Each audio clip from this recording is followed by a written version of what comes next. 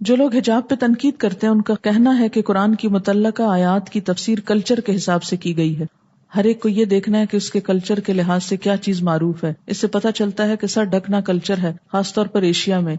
اس بنیاد پر تو بہت سی مسلم خواتین حجاب کو ترک کر رہی ہیں. اب آپ دیکھیے کہ میں نے کس کلچر کے اعتبار سے تفسیر کی ہے. کسی کلچر کا میں نے ذکر نہیں کیا، میں نے تو جو لفظ قرآن میں استعمال ہوا ہے اس کا ذکر کیا ہے. اور وہ لفظ کیا ہے؟ آیت نکال لیجئے تاکہ آپ دوبارہ دیکھ لیجئے، اس میں اگر کوسچن آئے تو آپ جواب دے سکیے.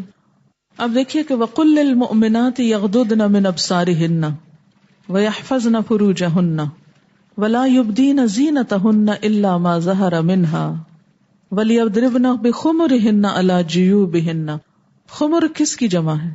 خمار کی. خمار کس کو کہتے ہیں؟ سر کے کپڑے کو، دوپٹے کو، چاہے آپ اس کو دوپٹہ بولیں، اسکارف بولیں، کچھ بولیں، کوئی بھی چیز، لیکن خمار. اچھا ایک اور بات یہ ہے کہ کلچر ولچر کوئی چیز نہیں ہے. کسی بھی آیت کا جب آپ تشریح کرتے ہیں تو سب سے پہلے اس کو عربی کانٹیکسٹ میں دیکھیں گے کہ وہاں یہ لفظ کس معنی میں استعمال ہوتا ہے. حضرت عمر کا ایک قول ہے اذا البس علیکم شیء من القرآن فالتمسوه فی الشعر. جب قرآن کی کوئی بات سمجھنے میں تم کو التباس یعنی شبہ پڑ جائے، مکس اپ ہو جائے چیز، تو اس کی وضاحت کہاں سے دیکھو؟ شعر عرب میں. عرب شاعری جو تھی اس میں کیا تھا؟ عرب شاعری اس میں الفاظ کو بہت باریک طریقے سے بیان کیا گیا ہے. عربی کا ایک مشہور مصرع ہے ان الشعر دیوان العرب. ان الشعر دیوان العرب. معنی کیا ہے کہ شعر عربوں کا دیوان ہے. دیوان کا مطلب ان کا ریکارڈ ہے، ان کی ہسٹری ہے. عربی کی تفسیریں آپ پچھلی قدیم کئی سو سال پرانی دیکھیں تو اس میں جب الفاظ کی وضاحت ہوتی ہے تو شعروں پہ شعر لکھے ہوتے ہیں. تفسیر قرطبی دیکھ لیجئے، تو جو قرطبی کی تفسیر ہے اگر آپ اس کو پڑھیں تو آپ دیکھیں گے کہ وہ ایک ورڈ لاتے ہیں، ورڈ کی ایکسپلینیشن شعروں سے کرتے ہیں کہ فلاں شاعر نے اس لفظ کو یوں استعمال کیا، فلاں نے یوں اور یوں، اور اس کا معنی یہ بنتا ہے.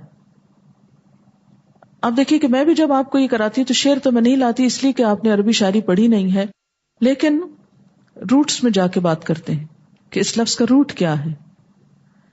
اسی لیے اس کا ترجمہ میں نے اوڑھنی کی تھی. اوڑھنی، اوڑھنی کا مطلب کیا تھا؟ اوپر اوڑھنے والی چیز. اس کا تو میں نے ترجمہ دوپٹے نہیں کیا، آپ کو یاد ہوگا میں نے کوئی کلچر کا لفظ نہیں یہاں بولا. اوڑھنی ٹھیک ہے کہ آپ کے بہت ثقیل اردو میں شاید اوڑھنی دوپٹے کے لیے استعمال ہو، لیکن اوڑھنی کا لفظی معنی کیا ہے؟ اوڑھی جانے والی چیز، چاہے وہ کوئی بھی ہو. اسے آپ برقع کہیں، اسکارف کہیں، دوپٹہ کہیں، چادر کہیں، جس سے چھپایا جائے.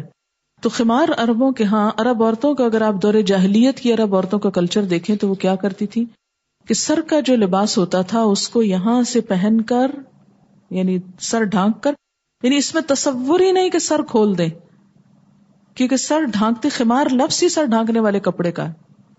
اس کو ڈھانپ کر پھر کیا کرتی؟ پیچھے باندھ دیتی تھی. اور گردن اور زیور اور سینہ، یہ سب چونکہ عورت کے جسم میں سب سے زیادہ خوبصورت چیز یہ اس کا سامنے کا حصہ ہے، تو وہ اسی کو ایکسپوز کرتی تھی. اور آج بھی آپ دیکھیں کہ خواتین اپنی خوبصورتی کے لیے اسی فرنٹ پورشن کو ظاہر کرتی. تو اللہ تعالیٰ نے کیا فرمایا کہ یہ جو اوڑھنے والی چیزیں ہیں اس کو سر پہ چیتڑا نہ رکھو، بلکہ کیا کرو، اس کو لمبا کرو اور اسے سینے تک لے آؤ. اس کی لینتھ کتنی ہو، یہاں دراصل وہ لینتھ بتائی جا رہی ہے کہ ایٹ لیسٹ اوپر والے ڈریس کی لینتھ کتنی ہو، ورنہ قمیص تو پہنا ہی ہوتا تھا، پھر تو اس کے بھی اوڑھنے کی کیا ضرورت ہے. تو وہ لینتھ بتائی جائے، کیونکہ آج بھی کئی لڑکیاں جیسے اسکارف لیتی ہیں تو بسا اوقات اسی اسکارف کا ایک پلو لے کے منہ پہ لے لیتی ہیں، وہ منہ تو ڈھکا ہوا ہے اور نیچے سے سب سینہ کھلا ہوا ہے. یہ بھی درست طریقہ نہیں ہے. یعنی ایک پلو اٹھایا اور اسی سے منہ ڈھانک لیا اور وہ کیا ہوا، چلتی جا رہی ہے اور سینہ سب نمایاں ہو رہا ہے. یہ درست نہیں ہے.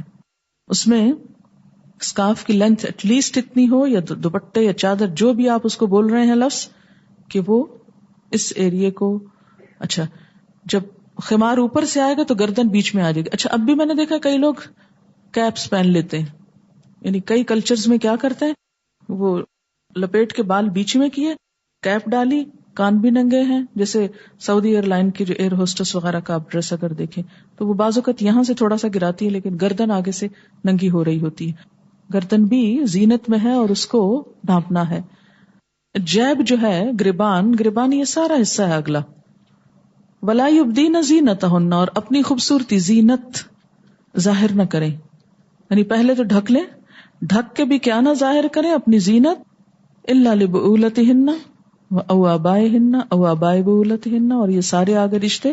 اب کسی کو بھی آپ نے پرکھنا ہو کہ اس کے سامنے جائیں گے نا، کیونکہ بعض سوال ہے شوہر کے دوستوں کے سامنے کیا کرنا چاہیے، تو آپ دیکھ لیجئے یہاں شوہر کے دوستوں کا اگر کوئی ذکر ہے تو ان کے سامنے زینت کھول لیں، اور اگر ذکر نہیں ہے تو ڈانپیں.